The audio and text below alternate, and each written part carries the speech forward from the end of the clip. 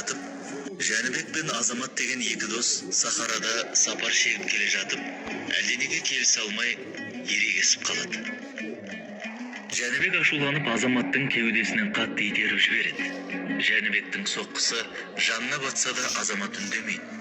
Бірақ құм бетіне Азамат бүгін менің жан досым кеудемнен итерді деп жазады. Содан соң сапарларын ары қарай жалғастырады. Көп ұзамай алдарынан үлкен көл кездеседі. Екеуі суға түсіп, салқындап алуға бекінеді.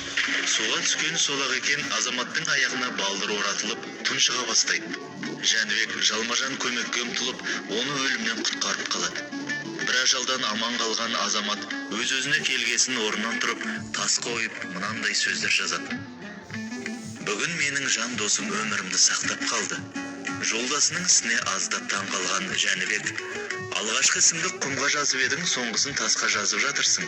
Мұның мәнісін түсіндірші деп сұрайды. Сонда Азамат, бізге біреу зиян тигізсе, істеген ісін құмға жазуымыз керек.